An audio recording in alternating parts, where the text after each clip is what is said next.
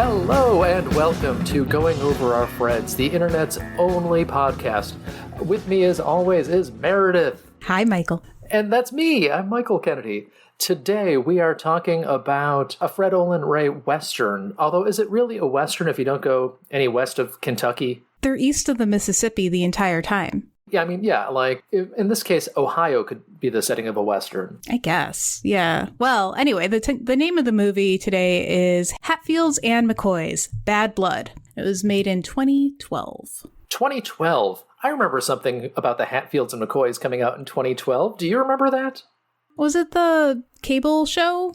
It was. It was the History Channel 3-part miniseries starring Kevin Costner and Bill Paxton. Oh, Bill Paxton, eh? I believe it was Bill Paxton, yeah, not Bill Pullman. And like Mayor Winningham and a bunch of famous people are in that. I mean, we got a bunch of famous people in this one too, but you know.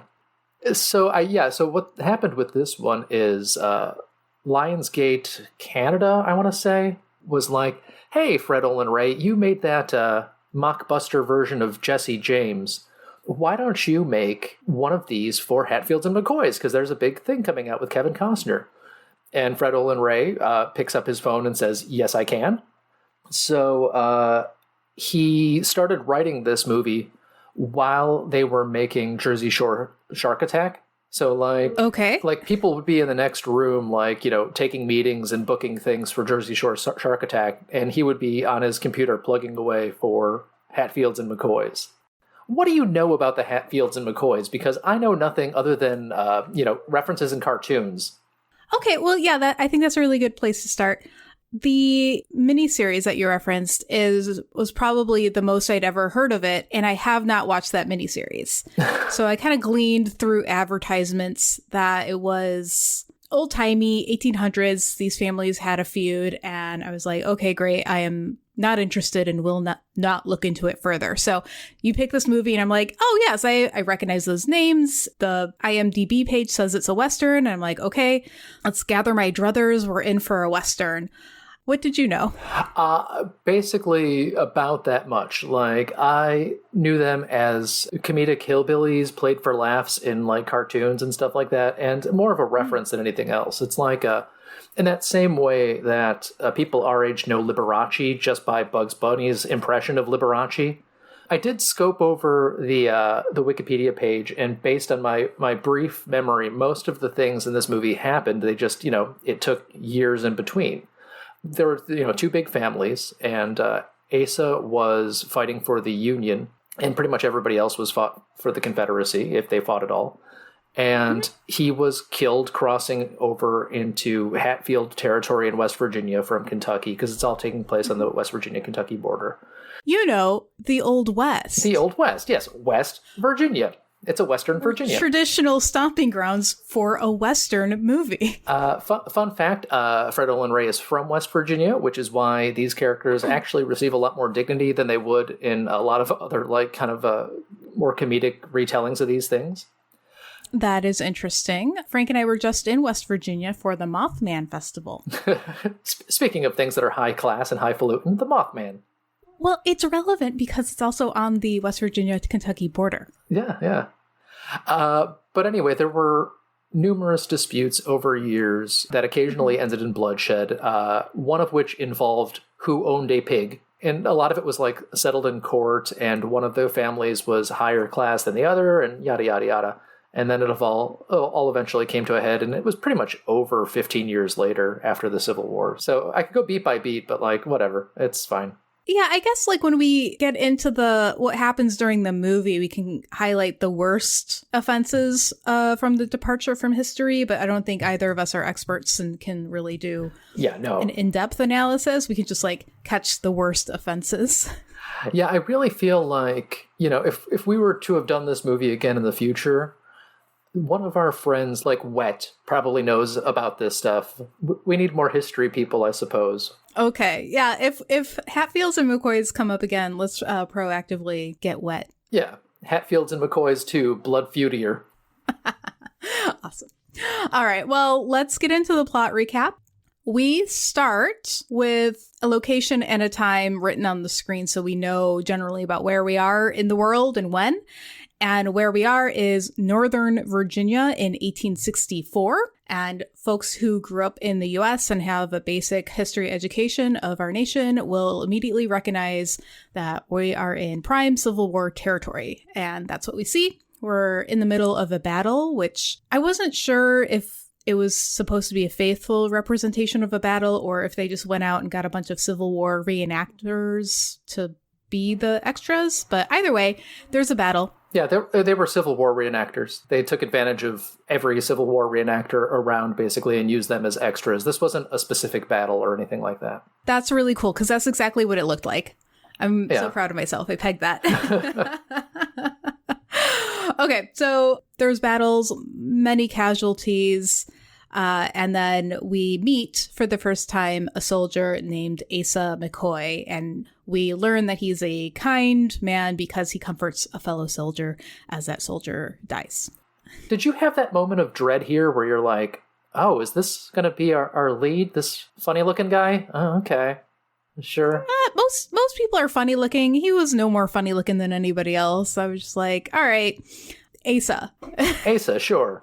But if we knew our Hatfield and McCoy history, we would know that is not our lead. Right, exactly. I did not. I was like, Asa's our guy. And so he rides off on a horse, and then we come to something that I've been missing this entire season so far, a title card. Woo, title card! Yay! Okay, so the title card reads, in the last days of the Civil War, a new conflict broke out amongst the border states of Kentucky and West Virginia. A conflict between two warring families that would erupt into the bloodiest feud in American history. ... Based on a true story. Yes, that based is doing some heavy lifting, yes. Yes, we'll just leave it there. Okay. So we cut to Asa McCoy. He's still riding his horse, but the movie tells us that now it's West Virginia, January 1865. So this brings us to what you described a few minutes ago. Asa's coming home, but he's in West Virginia, where he ought not to be. Yeah. Now, if we didn't have that card, we would think that's later that same day, right? Yeah, he's wearing, like, the same clothes. Yeah, he looks exactly the same, like, I guess, okay, 6 months later, sure, or whatever it's supposed to be. It was weird, because you could have just put him in a Union uniform and then said, like, 1865, and then we could just gather that he's on his way home from the war. Yeah. But whatever, that's not what happened. But what does happen? Who does he run into? All right, so he's ambushed. So he's like, so the setting is Asa's on a horse. He's riding through some woods, not like super old growth Lord of the Rings woods, just some like West Virginia woods. So most of this was filmed in Kentucky. So yeah, we actually have real Kentucky in here and not Southern California pretending to be it. Yeah, and they used historic sites too. They mostly filmed in Lincoln Homestead, just during the day, occasionally between fourth grade field trips, according to an interview I read with Fred Olin Ray. And they also filmed some of the mansion scenes in the Stephen Foster house. So Stephen Foster is one of the original pop musicians of America. He wrote Swanee River, the old folks at home. No. You don't know? Way down upon the Swanee River, far, far. Oh, sort of. Yeah. That sounds a little... I mean, okay. If you hear it with the right notes, it's more recognizable. I'm sure you sang the right notes. Anyway, I keep on interrupting, but go on. Who do we meet? No, it's fine. It's totally fine. So he's basically ambushed by three guys. And these three guys are a little salty about Asa riding his horse through the woods. They're like, how did you manage to get into West Virginia? And later we learn they're on the border. So it's super dumb. Anyway, so these guys are self-proclaimed members of the Logan Wildcats. And you know what? It's not a college sports team. They are... It's a High School Musical football team, right? Yeah, exactly. That's what it sounds like. Anyhow, apparently this is some sort of vigilante Confederate group. Yeah. Okay, so they're like, we're going to take the law into our own hands and we're fighting for the Confederacy. But they're not, at that time, soldiers. They're not dressed in Confederate uniforms. They're just like, we're the Wildcats. And you're like, okay, great. Go on then. Uh-huh. So they give Asa a bunch of grief. So here's the list of reasons they don't like Asa. He fought for the Union. He went to school. Yeah. His family has a history of opposing slavery. And Asa is a Yank. For these sins... For these sins, the penalty is death! Yes, they shoot him to death and they leave him in the woods. Okay, so who's the leader of this band of outlaws? A guy named Jim Vance. And what do we know Jim Vance from? Oh, I didn't recognize him. Who is it? That's our buddy Tim Abell. He's the hero in Sniper Special Ops. Oh, really? Yeah, he's an additional crew on all these things. He's like, I believe he was one of our ballroom dancer, former Army Ranger, like kind of jack of all trades, Fred Olin Ray guys that he likes to have around. Amazing. Okay, well, Jim Vance is kind of the big bad here. Yeah, he's the only one that's like outwardly evil and able to tell people to do bad stuff. Yes. Some of our other characters who also do bad things are portrayed to have complex moral, like emotions about like what they're doing. And so complex morality, and maybe not all good, but definitely not all bad either, except for Jim Vance, who is portrayed as just your plain evil Disney villain kind of guy. Yeah, one of our characters is literally called Devil throughout the movie, but he's fine. Jim Vance, on the other hand, actually, though historically they do believe that Jim Vance was the one that murdered Asa, so... Kick the whole thing off, just for shits and giggles. Jim is accompanied by what I think are either his brothers or his sons. One's named Ellison, or maybe just Ellis, and everybody's accent made it sound like Ellison. And the other one is... His name is Valentine, and the actor is put in basically a vampire costume, or... That dude is totally a vampire, yeah. I was just like, we're in West Virginia, and then later on I learned, like, these are West Virginia guys, and they're all in with their family, and the family are all dressed as if they live in West Virginia in 1860s, except for Valentine, who belongs in, like, Romania. So Valentine, I don't really know from anything. He's one of these dudes who his name is so popular on IMDb that he is the 18th credited John Wells. Oh, wow. Yeah, so he hasn't done pretty much anything that you know. He's kind of in this like red box hell. Elias Hatfield, I think, is that one. We might have an Ellison too, but I think that's Elias. That is part of the murder squad. And that guy is played by Dylan Fox, who works with Fred Olin Ray a bunch. And when he's not working with Fred Olin Ray, he's also done a bunch of gay porn. Oh, well. Because that's the guy that kind of looks like he does gay porn, right? Lots of guys look like they do gay porn. People who do gay porn look like guys. Okay. You know, just your average funny-looking kind of person. All right, so our scene ends. Asa McCoy... he basically calls them a bunch of dumbass vigilantes before he is shot to death, and the end of him. Okay. Yeah. Now we go to a completely different scene and setting, and I get the surprise of my life. The movie tells us that we're in the governor's mansion in Kentucky. Which governor? Governor Christian Slater. Governor Christian Slater! What historical figure is he playing? Which governor of Kentucky? You know, they mentioned his name about an hour later in this movie, so I don't remember. I don't think they did. In my notes, he is just Governor Christian Slater. So Governor Christian Slater has a lot of important things to do in this movie, right? Yes. Chief among them, having a modern 90s style haircut. Yep. And facial hair. And facial hair, yes. Doing really good. I mean, Christian Slater always pulls out a decent performance. So in this movie, he looks kind of out of place. Disagree. Christian Slater, I like in the movie Heathers, but I would not call him good almost ever. Christian Slater is basically just a slightly more successful early on Stephen Dorff. I like Stephen Dorff. Of course you like Stephen Dorff. And both of them are the poor man's Ethan Hawke. I don't like Ethan Hawke. Yeah, but Ethan Hawke is actually good. But Ethan Hawke has, like, I don't know about his medical history, but he doesn't make facial expressions. It looks like he's got Botox. I don't know. He's subtle. He's a film actor. Okay. But anyway, Christian Slater shows up for, like, 4 scenes in this movie. Yes. Probably they had him for 90 minutes, I would guess. He doesn't change outfits. Yeah. It's just the governor's outfit. Yeah. His films, or his scenes are filmed with 2 other actors. Mm-hmm. And he does not interact with any of our cast. And in fact, he shot all of his scenes in California, so he's not even in the vicinity of any of the other actors in this movie. Not even in that beautiful house that they used to film. Well, so wow. I don't know where they filmed the California stuff. They did film one of the California scenes in one of the historical sites. It might have been the mansion, when Ted Monty, Frank Phillips, walks into the mansion and is met by some lady. Like a housekeeper or something, yeah.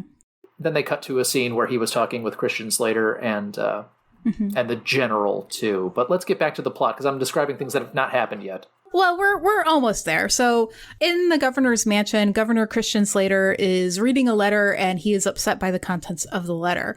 In walks General Burbridge, and General Burbridge explains to Christian Slater that Kentucky is now under martial law, the general is in charge, tough cookies, deal with it. They try to give some historical exposition. They're like, President Lincoln decreed martial law because the Logan Wildcats are terrorizing the area, and John Burbridge has got to do something about it, and Christian Slater is like fucked it up, and he hasn't been like controlling the situation. Blah, blah, blah. So they're kind of mad at each other. They agree that there's a problem with the Logan Wildcats that needs to be resolved. So, like, what do you do about a problem like the Logan Wildcats? I mean, they're a huge problem. So far, they've killed one random guy. The governor should get involved. Yeah. I mean, historically, like, these Logan Wildcats might have been a real problem that did come to the president's attention, but the movie doesn't describe that at all. They're just like, they're rebels. So General Burbridge enacts Order 59, and that is very fun. It never comes up again, so I'm going to describe it in detail. Execute Order 59. Yes. For every unarmed citizen that is killed by the Logan Wildcats, 4 imprisoned rebels, so these are Confederate soldiers, will be publicly hanged. Dang. What's wrong with that? That's very biblical. That's just so... That's 4 eyes for an eye, right? Exactly. This is exactly the way you want to run a country.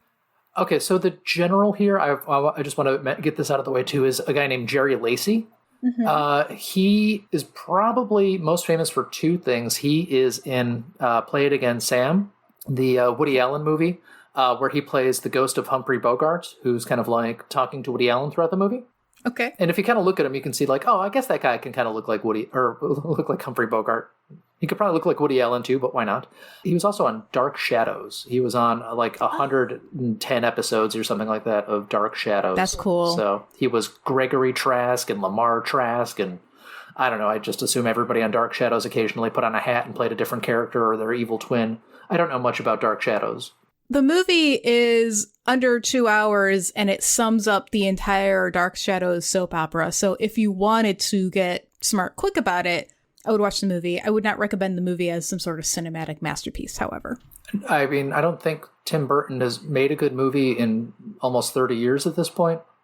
I don't know his chronology. Cannot challenge you on that. I will take you at your word. Okay. I mean, we kind of peaked with Ed Wood. Genuinely could not give you his movies in order at all. It's a problem because he was active when we were kids, so there's like a whole like bucket of movies from Tim Burton that I'm like, yeah, all of this came out when I was a kid. It's like basically at the same time as far as my memory is concerned, and then everything afterwards is in a different bucket, and that bucket is called new. Yeah, I mean, well, if it's a total CGI nightmare, it's a new movie, even if it's, one from a long time ago, like his Alice in Wonderland or anything like that. So. Oh, yeah, that was him. Yep. And that's a CGI nightmare, so it all works out. Yeah. Yeah, that was too bad. I wanted to like that one. Anyway, back to this movie. Back to the movie.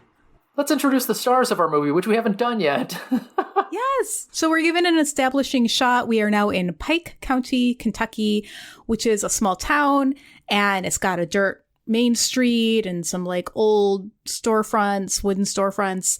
And right here is when I had the question raised in my head, is this a Western? We're in Kentucky, and it's just after the Civil War, where it's my understanding that the Old West and the genesis of the Western movies are a little bit after, like more after the Civil War, and when everybody went out to the Western states.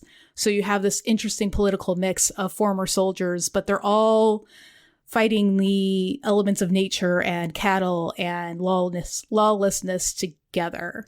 But right now, here in Pike County, Kentucky, we're still back east. Nobody's migrated out west. There's still very much the division of, did you fight for the North or did you fight for the South? And since Asa is dead, everybody did fight for the South. So they're kind of unified, right? They all fought on the same side. I will say that a lot of Westerns take place during the Civil War, not just all after, so... Really? Yeah. Like I think most of the Man with No Name trilogy, the Sergio Leone ones, take place during the Civil War. Because there's a famous bit where, I think it's during The Good, the Bad, and the Ugly, where Clint Eastwood and the Ugly run into a bunch of soldiers that all look to be wearing gray, and they're like, "Oh, save us, we're with you, we're with the Confederates, save us, save us." And then they like knock all the dust off their uniforms, and they reveal that they're Union soldiers, and he's like, Oh, okay. All right. You can tell, like, my lack of watching Westerns is showing. Yeah. All right. So it's the good, the bad, and the funny looking? Is that the movie? The good, the bad, and the ugly. But that guy is funny looking. Like everybody else. We're all funny looking. So we're in Pike County, Kentucky, in a small town, and we get a whole host of introductions right away. So I'm just going to list them off. Okay, yeah, you list them off. We'll get all these introductions out of the way. Exactly. So first off is Mr. Curtis. He owns and runs the general store. He's a working actor. He's like, will show up in an episode or two of like Chicago PD, but nothing major. Sounds good. That's it for Mr. Curtis? That's it for Mr. Curtis, yeah. Next is Mrs. McCoy. She is shopping at the general store. Let's see. Mrs. McCoy. Which one is... Oh, that's Sarah, right? Her name is Sarah? Yeah. Yeah, I think she's just a standard B-movie actor, too. Like, Mrs. McCoy, she had, like, a small part in, like, Jerry Maguire and just played a prostitute in, like, Jonah Hex, and just kind of, like, is one of those people that does a lot, but has small parts in big movies, basically. Got it. Okay. Next, we meet Johns Hatfield. He is a handsome young man who enters the general store. Johns Hatfield might be the worst actor in this movie. Okay. He is most famous for being in Zoe 101. Okay. So do you know Zoe 101 or no? Not at all, no. Zoe 101 is a show starring Britney Spears' sister. Oh, Jamie Lynn Spears? Jamie Lynn Spears, yeah, that ran from 2005 to like maybe 2010. So he plays a guy named Chase in the Zoe 101 movies, or TV shows, not movies. Got it. Okay, so Johns. Yeah, so he's a kid actor. He's terrible in this, and yeah. Sounds great. Next up is Rosanna McCoy. She is a blonde young woman. She clearly admires Johns and is shocked and upset to learn that he is a Hatfield. Is she the one that looks like the poorest man's Jennifer Lawrence? Yeah. Yes. She hasn't really done anything that I have seen. She was in a Bruce Willis Geezer teaser. What is that? You know how they make all these Bruce Willis movies when he was like getting demented and had to make as much money for his family as possible. So he would make like 10 movies a year. And one of them was a movie called Breach, which I think is one of the space ones. He's done a couple in space. I had no idea this was happening. Yeah, not to say that she's not an experienced actor, though, because she was on over 300 episodes of an Australian soap opera. So there you go. Oh, damn. Good for her. Okay. And then rounding up this current set of introductions is Alifair McCoy. She is the youngest McCoy sister. She is also blonde, and she is mute. Yeah, so, I mean, she's just a little kid actor, so she hasn't been in a ton of stuff. She's not a little kid anymore. It doesn't look like she ever really moved to Hollywood or anything like that. So she has, like a couple of IMDb credits for like, showing up as a deleted scenes in Nashville, and she played walkers on The Walking Dead on a couple of different episodes. Oh, that's so cool. So if there's like filming that's kind of within 100 or 200 mile radius, she'll show up? Yeah, if you're shooting in Atlanta, she might be an extra or a background actor. Or I think that's cool. She has like a name credit on Walking Dead, so I think she's more of a featured extra. She's like, Bicycle Girl Zombie number 7 or something like that. So next, we go to the McCoy family home, and they are mourning the death of Asa McCoy. Somebody found his body, pulled it in. His mother is beside herself. The siblings are like, how could this happen? He was so close to home. They deduce that Asa was killed by the Hatfields because he was on Hatfield land, I guess. Yeah. They decide to take revenge. Revenge is always healthy. That's the lesson movies always teach me. So I want to take a tiny little sidetrack, and I should have looked up the book. I think the book's title is called Honor Bound, basically taking a look at two major buckets of culture in the United States and why, we are the way we are. Uh-huh. And one of them is honor culture and the other is dignity culture. Honor culture is what you get when law enforcement and government is weak and might makes right. So if you have anything, you have to be able to defend that so that others can't take it by force. In a dignity culture, that is more of a culture that evolves when you don't have a corrupt government so much. You can more or less trust that the legal system will take care of disputes. And the book I read was all about mostly in the northern states, you get like more of a dignity culture, and kind of in the southern states, you have more of an honor culture, and digs into like why that might be, blah, blah, blah. I'm not going to rehash the whole thing. Uh-huh.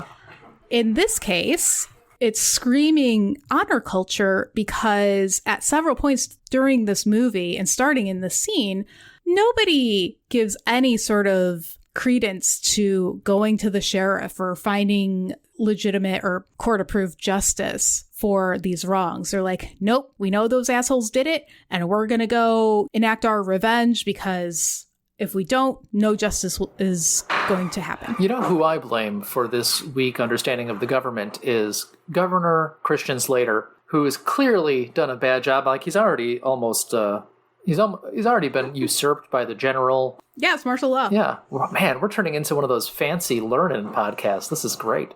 I probably gave the wrong title. I don't know. I'll have to look it up and put it in the show notes. Yeah, we'll put it in the show notes. Yeah, show notes. Have we met the patriarch of our McCoys yet? Not yet. That's next. Immediately next. His name is Mr. Randall McCoy. Yeah, but they say Randall. Yes. So that is our friend, Perry King. He is a very recognizable character actor. He was in, if you're old like I am, you might know him from Mandingo.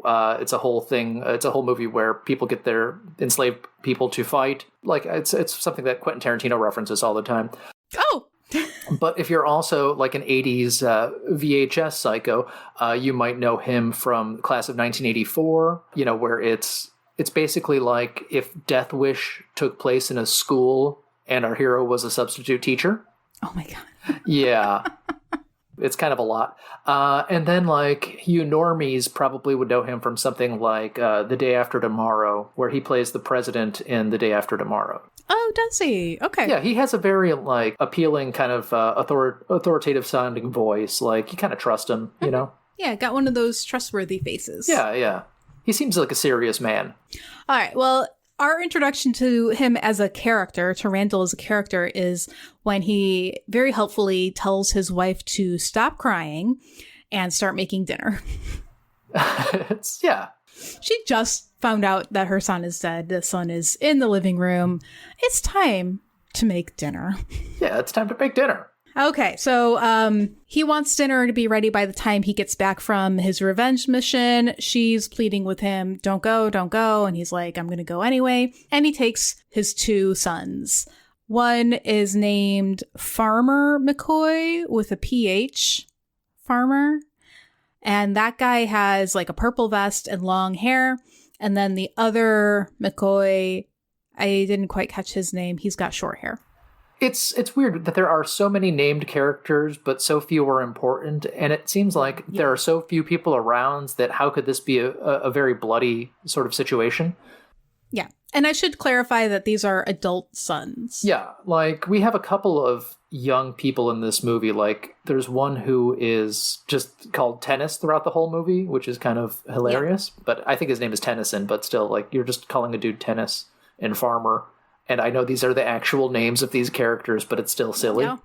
I think they might go with Junior. I think it might be Junior and Farmer going in. Not that it matters, but yeah. Yeah, so they ride their they get their rifles and they ride their horses, and they show up in the Hatfield family home in West Virginia. The Hatfields' home is nicer, right? And the Hatfields are dressed nicer, so you know that they're making more money. Yeah.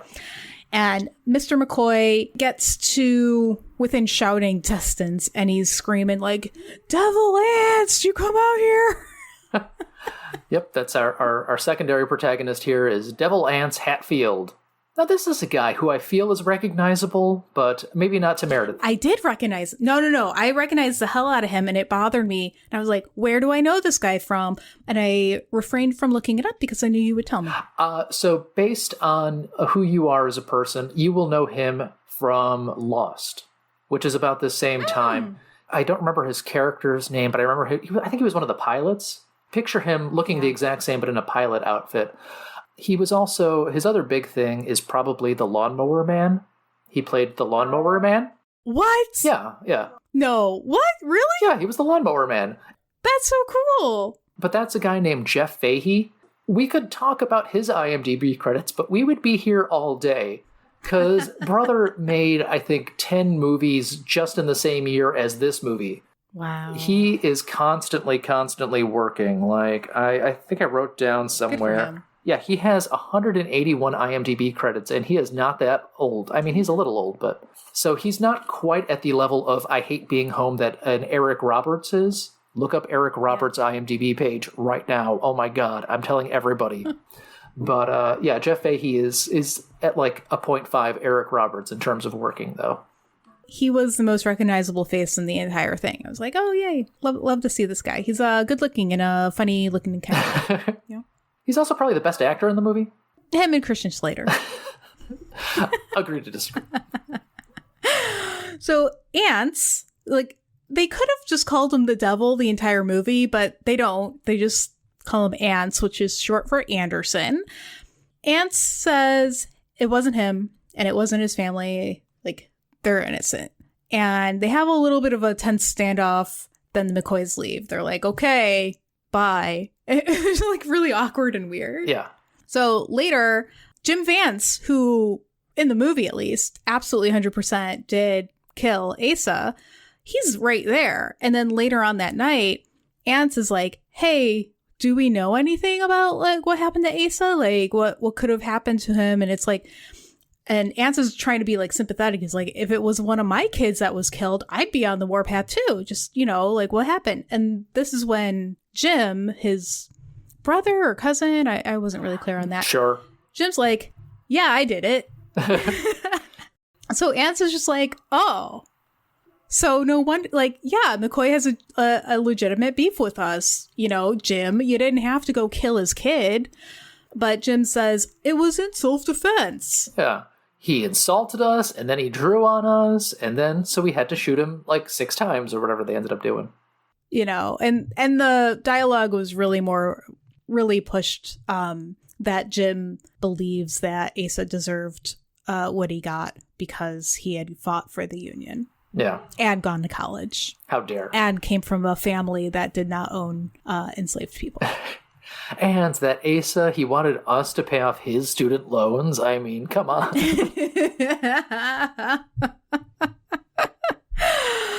All right, well, now back to the governor's mansion with Christian Slater. Oh, yes. Many important things to do in the governor's mansion. This is where we're introduced to Mr. Phillips, who you mentioned earlier. Oh, yeah, Frank Phillips. Yep. And Frank Phillips is basically deputized to, like, go out and do something about the Logan Wildcats. They're like, you got to make some peace out there and on the Kentucky-West Virginia border. Okay, so now we've got Frank Phillips in play. He's on his way to the Hatfields and McCoys. Yeah, so Frank Phillips is Ted Monty. He's another Fred Olin Ray friend. He's done Abner the Invisible Dog, but he also showed up on a couple episodes of Westworld and stuff like that. He's just kind of like a working class actor. And he is married to Priscilla Barnes, who plays Vicey Hatfields, the matriarch of the Hatfield family. Oh, that's nice to be able to work with your spouse. Yeah, because this is basically how it was cast. Is like, Fred Olin Ray knows Ted, and Ted's wife is available, so she'll do it too. And they're friends with Perry King, so we can get him to play Randall McCoy. And it was basically Fred Olin Ray thinking of all the people he knows and thinking like, well, we're filming this in Kentucky in the winter time. Who do I know that's not going to complain about that? And then just hired those people. That's literally from an interview with Henry's Western Roundup that I looked up for this. And I was like, oh, that's perfect. That is exactly how you want to make a movie. Yeah, if you have to do winter scenes, there are a lot worse places than Kentucky. Kentucky has a mild winter. Yeah, well, and that's some real breath we see in a lot of these scenes, too. Not CGI breath. Yes. It's not like that fake Leonardo DiCaprio stuff. Okay, whatever. Great. But I love all the casting decisions. Makes sense to me. Mr. Phillips looks kind of like he might be related to Al Pacino. A little bit, yeah. It's something in the eyes. Just kind of like, I don't know, hangdog eyes with really thick eyelashes. It makes it look like he's wearing mascara, but he's not. It's just his natural eyelashes. Yeah, like Nestor Carbonell. So he's got that look, Who's too. That? He's the guy that... He was also on Lost. He played Batmanuel in The Tick. He was in... Oh. Yeah. He was in, one of the Dark Knight movies and stuff like that. Handsome dude who looks like he wears eyeliner all the time. Love that. Wish I had that. Anyway, Johns Hatfield is the adolescent boy of the family. And because he and Rosanna have been making hard eyes at each other, he sends his young brother, Tennis, who looks like he's maybe 11 or 12 years old, sends Tennis to the McCoy property to give a note to Rosanna. So this is how they've been communicating. They've been having an illicit romance. Nobody has figured it out. Yeah. And, okay, so I also have no idea, how close are the Hatfields to the McCoys? Within running distance, because that little boy didn't even take a horse. Yeah, they're always just kind of there. It's like, is the border literally just the dividing line of their property too? It's very odd. Well, there's a creek. Oh, there is a creek that we see, Frank Reynolds or whatever. Frank Reynolds is the guy from It's Always Sunny. I don't know if that's not the right name. But we see him cross it the exact same way 2 or 3 times in this movie. Yeah. So yeah, so they're not far. And I'm imagining that both of the families have kind of extensive property. They've got horses. Presumably they've got grazing animals. I don't think it's ever addressed in the movie how these folks make their money or how they subsist. Yeah, I looked it up on Wikipedia, and I know that both of them made moonshine, but one of them had, the Hatfields had some sort of industry, and I don't even remember now, so I shouldn't have even mentioned it, but they had some sort of business. So they're in industry. Yeah, they have some sort of industry. Right. They have some government connections too, so... And then also it's heavily implied that they used to own people. So they must have been in some sort of labor-intensive situation, and they're probably pretty salty about having lost that free labor. Yeah. Because it's right after the war. Okay. All right. Whatever. It never comes up in the movie, so we shouldn't spend time on it. Yeah, no. So we've got some secret romance going on. However, the McCoys have not given up on revenge. The 2 sons, the adult sons, decide to go to a bar in town and then hope to catch up with the Hatfields there. And they find one of them. Uh-huh. Ellison in my notes, but you said it was Elias. Anyway, they find him and then they beat him up, stab him a bunch of times, and shoot him on the street in front of the tavern where there are multiple eyewitnesses. So that was super smart. Like you do. Yeah. They went full on prison stabbing with this too, right in the middle of the street. They really did. So his fate is kind of ambiguous, but we learn pretty quickly that he doesn't die right away. He survives long enough, I don't know, a day, a couple days. The point is that there is some ambiguity to his family, whether he will live or die, and he's nursed by his mother.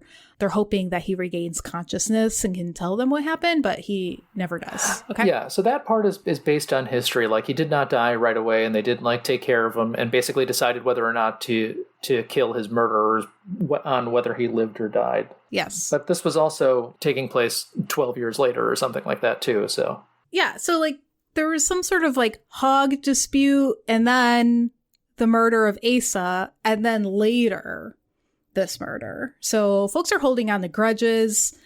Law and order does not exist. We're still in honor culture territory where, you know, you're going to wait to see if the victim dies to decide what your revenge will be. So like very much all like in that swirl. But because there's witnesses, the Hatfields are like rock solid on like exactly who in the McCoy family they need to go get revenge on. So by this time, Deputy Phillips arrives. So it took him long enough. yeah. Who knows how far the governor's mansion is? Yeah, where's the capital of Kentucky? Frankfurt. So that's more like in the middle of the state-ish, like kind of. Yeah, I mean, Kentucky's not that big, but when you don't have cars, everything takes a little farther longer. Yeah, he's on horseback. So he arrives.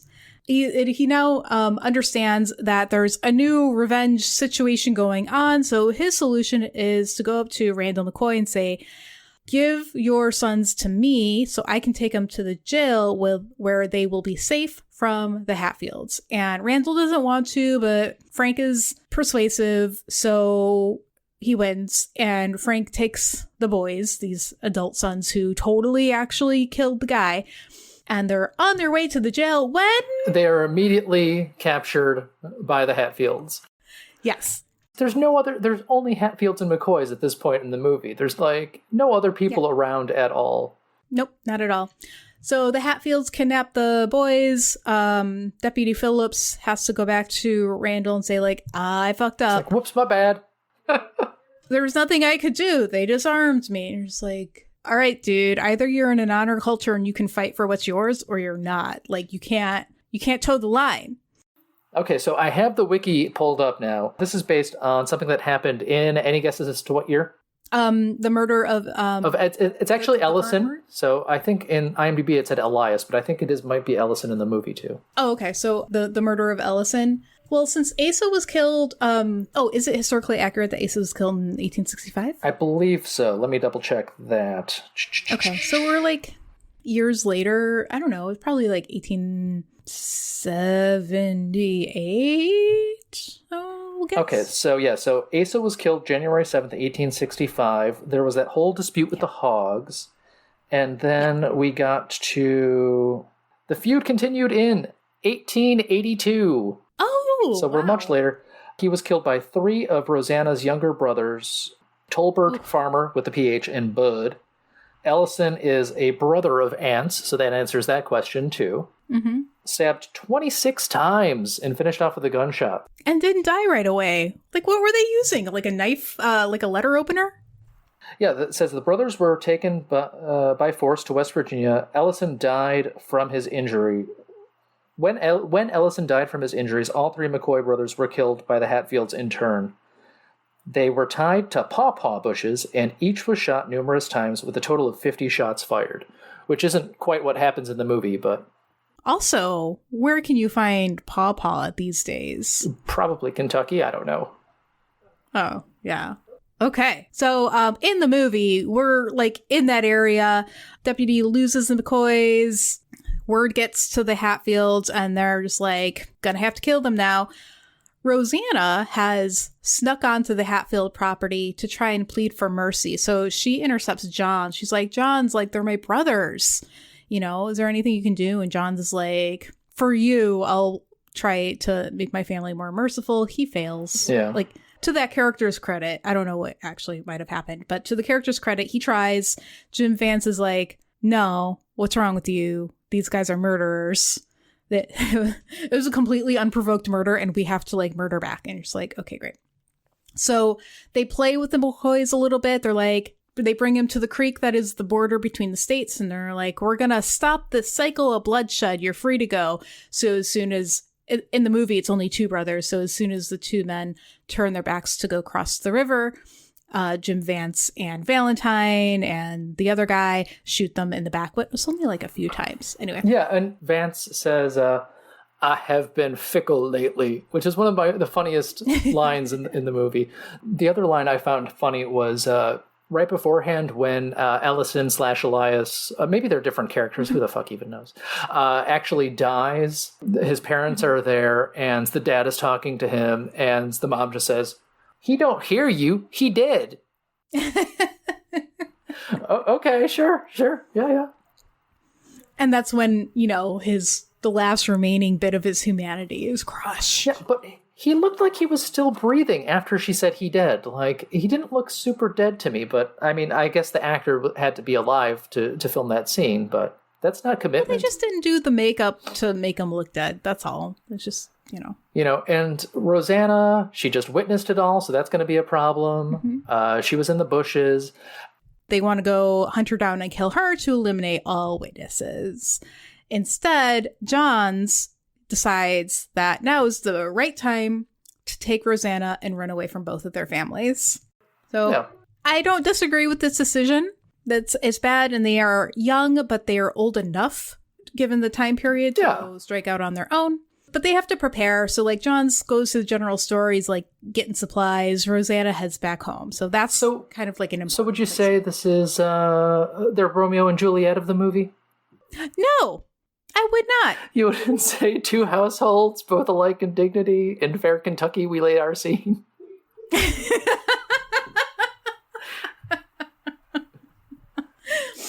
Their ending is different. Oh, yeah. From ancient grudge to break new mutiny.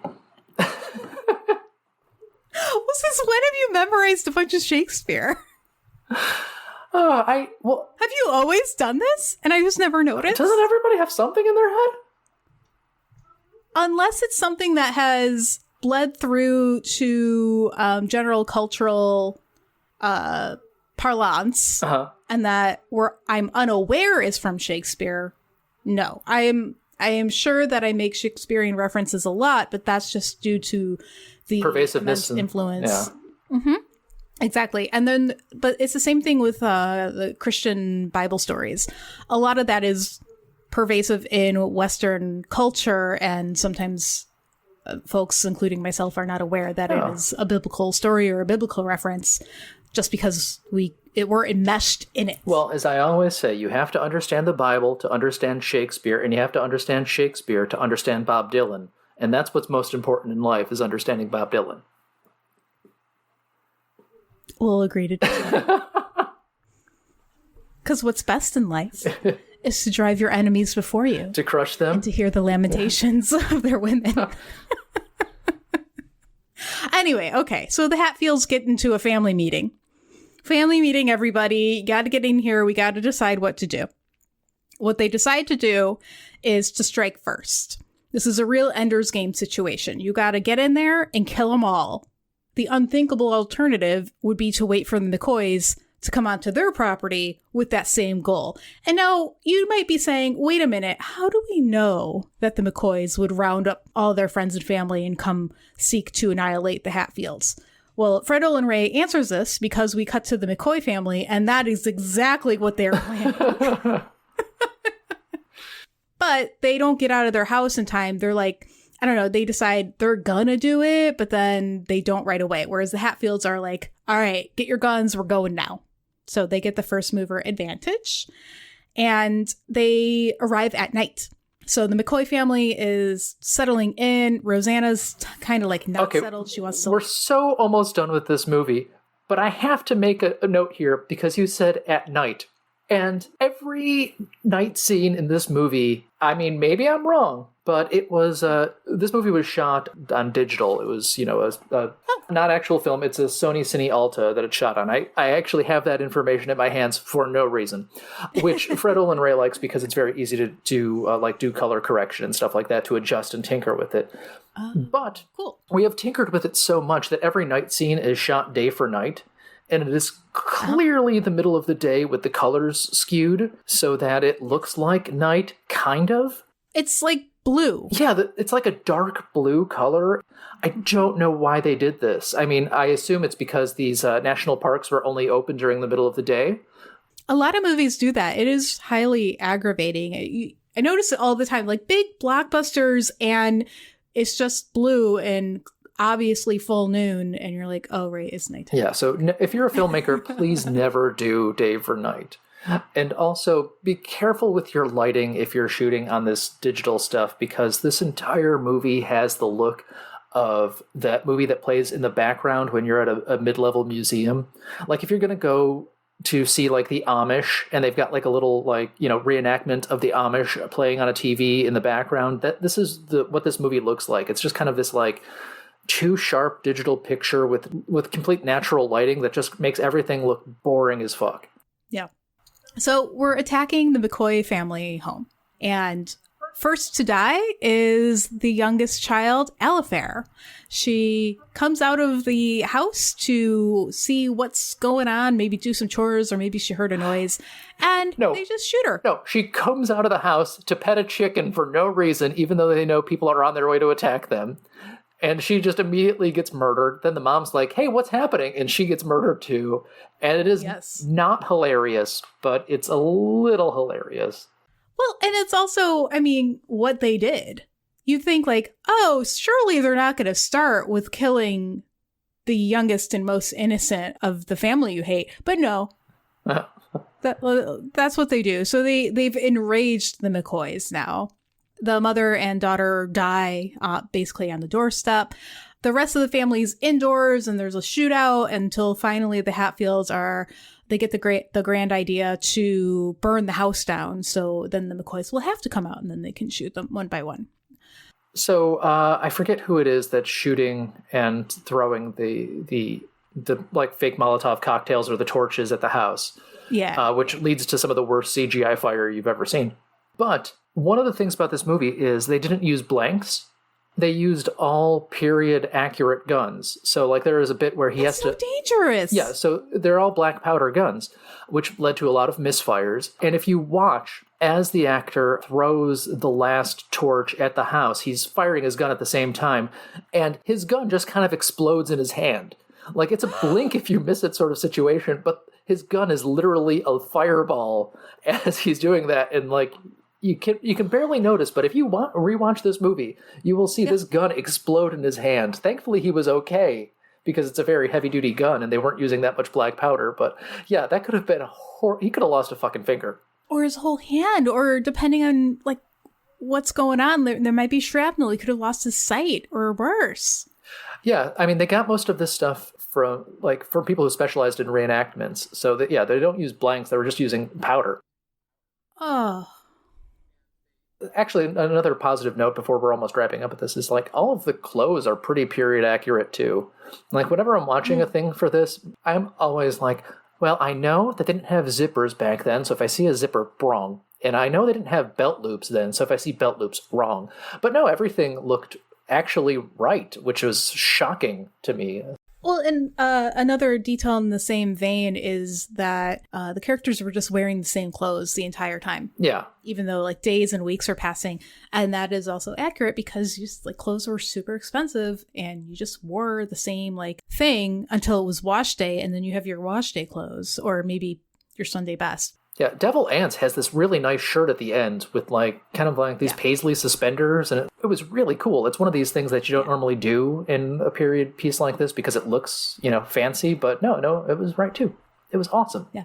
Yeah, good. You know what? That's a really good point. This movie looked good. I don't like the cameras, but like in terms of everything else, it looked accurate like that. Okay, well, we're back to the shootout. Johns arrives and he's like, shit, gotta get my lady out of there. So he finds Rosanna and they are like on their way, like away from the situation when they are intercepted by Jim Vance. And he's just like, where the hell are you going? And they're like, well, Johns has all the dialogue here. Johns is saying, I'm sick of you. I'm sick of all this bloodshed. I'm taking my girl and we're leaving. Jim doesn't want to let that happen. There's some shooting. And Johns gets shot, but he's okay. He gets shot in the shoulder or something. Yeah, in this like kind of area, like in between your like breastbone and your shoulder where you can just like shoot anybody and it's fine. Yeah, that's what Apu taught me on The Simpsons. Yeah. So Johns is on the ground. Rosanna continues not to have dialogue. And then from behind Devil Anse, he appears and he's like, what's going on here? Because he has just witnessed Jim shoot his beloved son, Johns. And he's like, my one rule was don't shoot my kids, Jim. We went over this. And they sort of did go over it. That's my one rule too. Don't shoot my family. Right. Yeah, exactly. So Devil Anse shoots and kills Jim and has some words with Johns and Rosanna. And he's like, all right, well, if you really want to go, go. And he's just like a sad father at this point and walks back to the shootout. And that's kind of the end. There's a little bit of a denouement, but that's how the blood feud ends in this movie. Yeah, it pretty much just wraps up like they've got someplace to be. We cut to do we cut to the title card or the governor's mansion next in our denouement? Governor's mansion, because we got to wrap up with Christian Slater. You know, the martial law has been rescinded. Yeah. So the general goes away and Christian Slater's like, I'm back in charge now. And he then says, this is like a point that was unresolved. He sends Deputy Phillips back out because Phillips has like made his report and said, I done fucked up. He sends Deputy Phillips back out there to end the feud, like no matter what it takes. But yeah. And then title card of like, this is what happened. Yeah. So in the year that followed, Deputy Frank Phillips and his posse crossed into West Virginia and kidnapped members of the Hatfield clan, putting them on trial in Kentucky for the murder of Sarah McCoy and her daughter Alifair. All were found guilty. Devil Anse was never charged. I love how the official word used here is kidnapped. Yeah, we would use arrested in dignity culture, but I guess in honor culture, it's kidnapped. Well, I mean, Friddle and Ray is from West Virginia, so I mean, they were kidnapped, those West Virginians. Yeah, exactly. And they were like, they're all states. It's West Virginia, the state of West Virginia, the state of Kentucky. Like, there is no like lawless zone. I would like to correct you. Kentucky is a commonwealth. Okay, the Commonwealth, that's fair. Commonwealth of Kentucky. But it's not like there was like no law. Okay, so then like the end is we skip a few months into the future. Johns and Rosanna have returned to the Hatfield family home, and Rosanna is very, very pregnant, and they are accepted back into the family. The end. Yeah, they waited 6 months so she could have a pregnant belly. And yes. And then at a smooth 77 minutes into the movie, we are cut to credits where we introduce our actors again. Anyway, but if it was a Romeo and Juliet thing, they would have died and like had this like terrible double suicide situation, but they didn't. Yeah, it's in the movie they had a happy ending. The happiest of endings. I mean, come on. And then it's like the end of the feud because then there's like a marriage and then the families are mingled, even though I don't think that's what happened in real life. Well, she did go to live with the McCoys or the Hatfields in the middle of all of this. Like, these are real people, but that happened in the middle of their feud. When it could cause maximum drama. Yeah. I'm not really sure how the feud ended. Let's see. I'm looking down at my notes or the internet here. I would imagine that just the people who held the grudges got old and died, and then everybody else moved on. So the feud reached its peak during the 1888 New Year's Night Massacre. They lit the McCoys on fire. I think that's what the end is based on. Then the feud killed more than a dozen people between 1880 and 1891, ending with the Battle of Grapevine Creek, it looks like. Because of issues of due process and illegal extradition, the Supreme Court had to become involved. Mahan versus Justice, 127 U.S. 700 in 1888. Lots of people were sent to prison. They hanged some people, and trials continued for years, and they kind of petered out in the 1900s. Well, that makes a lot of sense because the economy of the land kind of changed. Whatever they were doing before, running moonshine and all that stuff, people would have been moving to cities to get factory jobs. Yeah. And so that might have really changed the situation where folks couldn't focus on the feud anymore because their way of life had been changing because our economy had been changing. Yeah. Oh, the Hatfields. That's just a guess. The Hatfields were for timber. That's what they did. Oh, okay. Okay. Yeah, I don't know, man. Yeah. I kind of like the idea of doing a Hatfields and McCoys as this pseudo Shakespearean drama, but you don't really have the budget here to do it kind of in the long form that it needs and with the cast of characters that it needs. And if you're going to do it on the cheap, I don't want to see the bad digital blood splatters or anything like that. Are we ready to rate the movie? Let's do it. Yeah, I think I've exhausted all of my notes of this mostly uninteresting 77-minute movie. Are you inspired to watch that miniseries now? Oh, God, no.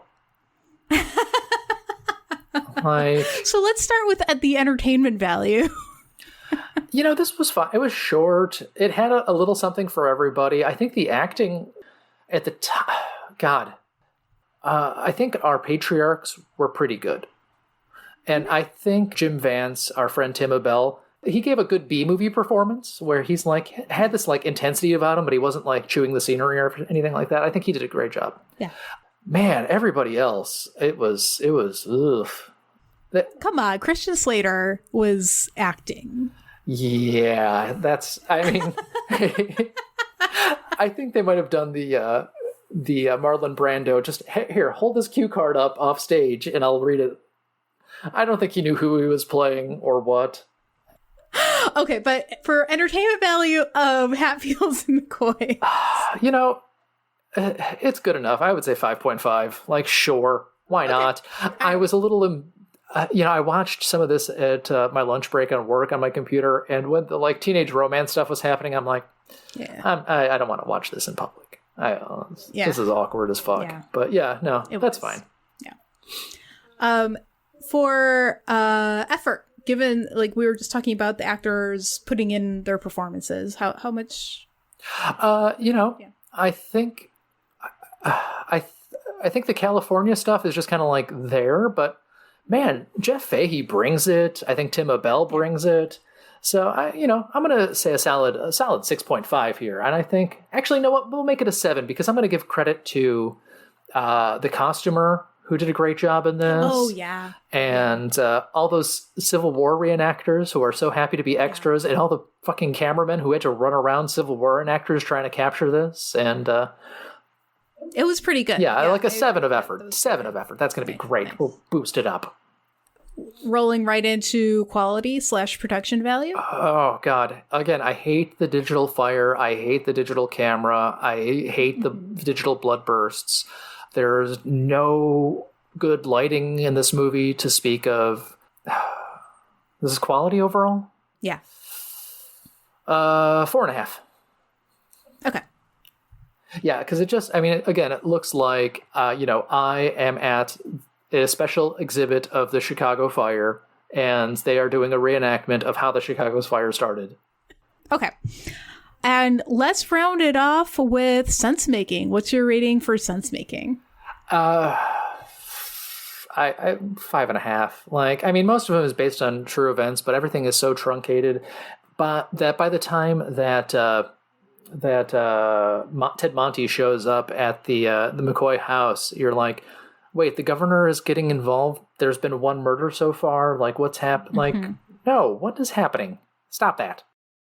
Well, and also a beef I had with this movie is that while they make kind of a big deal about Asa being a Union soldier, they don't make it explicit that everybody else had fought for the Confederacy. So it's kind of like a sin of omission. You have to just know through context that all adult men had been in the war and they had to choose a side. Well, didn't they say Kentucky was neutral during the Civil War? Yeah, Kentucky was neutral, but that doesn't mean that... And then West Virginia split off with Virginia because of the Civil War. Mm-hmm. So, I don't know who in the family actually fought. I don't think it was all of them, but I think some of them fought for the Confederacy, but, I think it's ambiguous because in this movie, you've got the adult sons in both families, but in reality, since the feud took place over the course of like 30 something years, who knows who actually fought or not and what their sympathies were. So yeah, that's a problem I have with the movie, is just like, who's doing what now and why. Anyway. Yeah. There's also no black people in this movie at all, which is weird. Is it? Because we're in like Appalachia. I don't know. Feels like somebody should have some color somewhere. I don't know. There's well, sure, but I guess we're mostly with the family though, so who knows? Like, yeah, that's right. We have like one scene in town, and it's we meet Mr. Curtis, who runs the general store in this kind of. Yeah, we go to the general store, say, "Hey, I want this stuff on this list," and he comes out 5 seconds later with a bag. Rest of that deleted. I don't know what the point of all that was. So the point was like Johns couldn't run away with Rosanna right away. He had to like go get supplies. It is whatever. Anyway, all right. Let's put this one to rest. What are we watching next time? Next week, our plan is to branch out and not do a Fred Olen Ray directed movie, but one I assume that he produced, which is, of course, Assault on VA 33, which is a movie by Christopher Ray, and was also filmed in the Buffalo, I assume East Aurora region. So yeah, we'll watch that. We might have, and that's Christopher Ray, who was the monster. Yes, he was the tiny monster in Biohazard. Yeah, they grow up so fast. That they do. Yeah, no, actually, no. Fred Olen Ray is not credited as a producer. I betcha he had something to do with this, but who knows what. Ooh. I know. All right. It's I guess we'll find out. Yeah, other than fathering Christopher Ray. But spoilers for next week. It will star someone you know. Okay. Maybe even multiple people you know. Because, like... No. Too much now. I won't tell you anymore. I'll let you be surprised. Okay, but anybody else from the cast of Community? Gosh, that'll be a surprise, right? I know Donald Glover's not going to show up in any of these, but... he might, I don't know. It's like, hey, that's Vicky and Garrett from Community. They might show... Like, that would be fine, right? That would be so funny. Okay, all right. Well, looking forward to next week's movie starring Magnitude, Pop.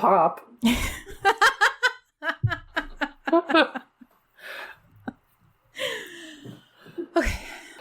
As always, I've been Kennedy, and I've been Meredith. That's right. You passed that test. All right. Thanks for listening. Yeah, see you in 2 weeks. Bye.